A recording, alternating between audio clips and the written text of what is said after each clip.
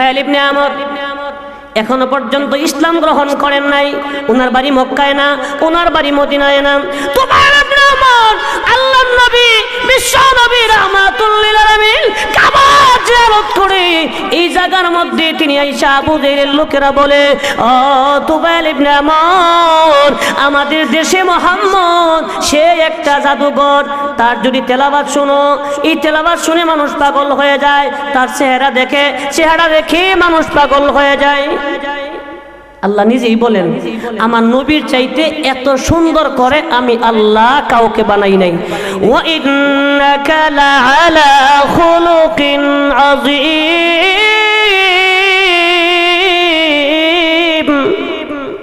আল্লাহ রাব্বুল আলামিন আমার নবীকে খুলুকে আযীম চরিত্র দিয়া দুনিয়াতে পাঠাইছেন। কান সুবহানাল্লাহ। মানে আমার তুফাইল ইবনে আমর তিনি আয়েশা আবু জেহেলের কাছে আসলে আবু জেহেল কয়, ওই যে দেখো তাওয়াফ করতেছে মুহাম্মদ, এর কাছে যাইও না, এর কাছে যদি যাও এর চেহারা এবং এর যে জাদুকর এই যে তেলাওয়াত করে, হে যে একটা মন্ত্র পাঠ করে, এটা পড়লে শুনবা সাথে সাথে বিধর্মী হয়ে যাইবা। মানে এদের ভাষায় মুসলমান হইলে কই তো বিধর্মী হয়ে গেছে। ভাইয়ারা আমার, তুফাইল ইবনে আমর বলে, তো ঠিক আছে আমি গেলাম না, কিন্তু উনি যে তেলাওয়াত করতেছে এই তেলাওয়াতের আওয়াজটা তো আমার কানে আসতেছে। আচ্ছা আপনারা কি মনে করেন এখানে যদি আমাদের সভাপতি সাহেব কয় হুজুরে যতই ওয়াজ করুক আমি শুনতামও না, ঘুমায় থাকবো, কানের ভিত্তি তুলা দিব, শুনতামও না, আচ্ছা এটা কি কখনো সম্ভব হবে? তুলা যতই দেখ মাইকের যে বিজলি আওয়াজ কানে পৌঁছাবে কিনা? একটু জোরে কোন পৌঁছাবে কিনা? আমার রাসূলকে আল্লাহ নিজেই ঘোষণা করেছেন, আমার রাসূল আপনি দিনের দাওয়াত দিয়ে যান, হেদায়েতের মালিক আমি আল্লাহ। ঠিক না বেঠিক? ভাইরা আমার, রাসূল বলেন যতই তুলা দেখ কাজ হবে না, কারণ হেদায়েতের মালিক। একটু জোরে কোন ভাইরা আমার, তুফাইল ইবনে আমর মাথার মধ্যে তুলা দিয়া, কানের মধ্যে তুলা দিয়া সামনের দিকে গেল।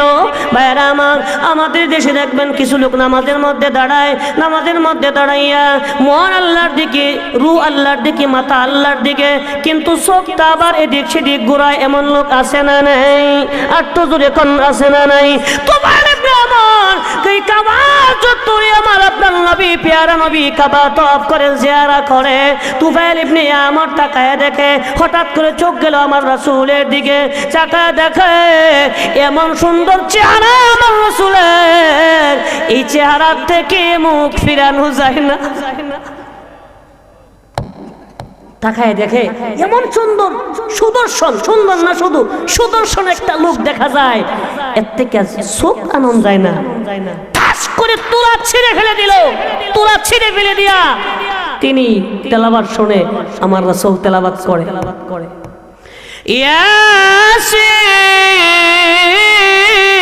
ইয়াসিন ওয়াল কুরআনিল হাকীম ইন্নাকা লামিনাল মুরসালিন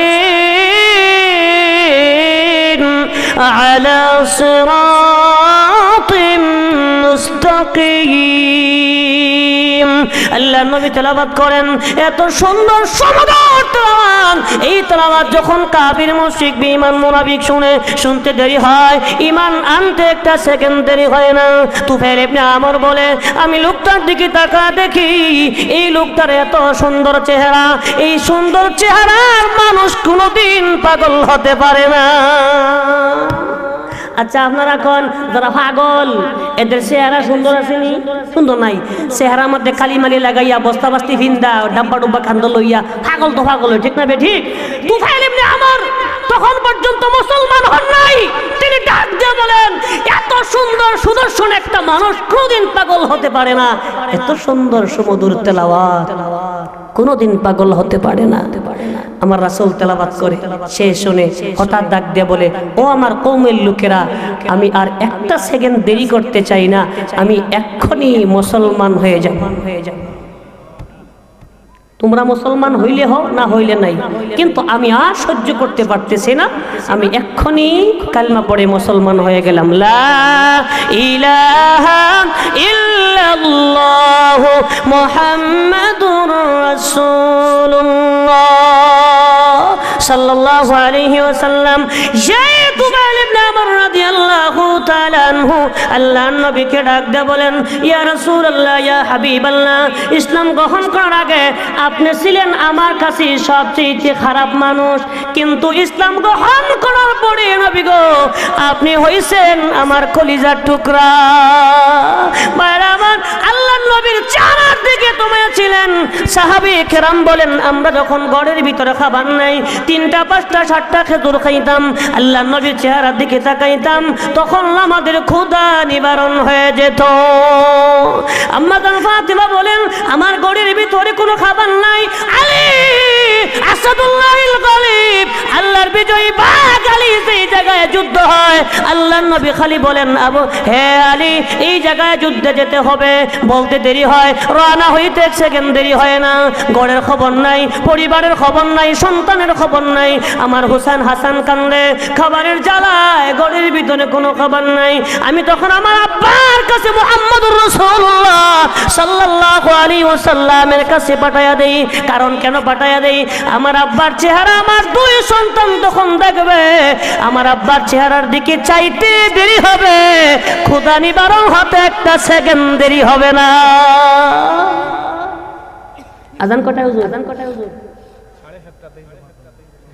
লা ইলাহা ইল্লাল্লাহ, লা ইলাহা ইল্লাল্লাহ। কি বাতি নিবাই দিয়েছেন নাকি? 10 ঘন্টা জার্নি করে মাহফিলে আইসা পড়ছি, এখনো খানা খাই নাই, 1 কাপ চা খেয়ে স্টেজে উঠছি, আলহামদুলিল্লাহ। এখন আবার রওনা হবো, কমপক্ষে 9 ঘন্টায় বাসায় ফিরবো ইনশাআল্লাহ, যদি আল্লাহ ফিরায়। কত দূর থেকে আসছেন? আল্লাহর প্রেম ভালোবাসা অন্তরে নেন।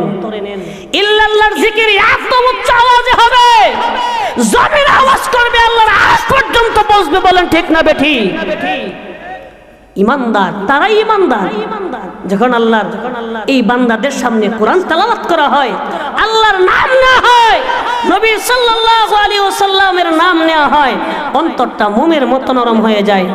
আবু বকর সিদ্দিক ডাক দিয়ে বলে, সবার সামনে আমি গরম, বাতিলের সামনে আমি মর্দে মুজাহিদ, কোন বাতিল আমার কাছে কোনো আশ্রয় নাই, কিন্তু আল্লাহর নবী মুহাম্মদুর রাসূলুল্লাহ সাল্লাল্লাহু আলাইহি ওয়াসাল্লামের সামনে আমি মোমের চাইতে নরম।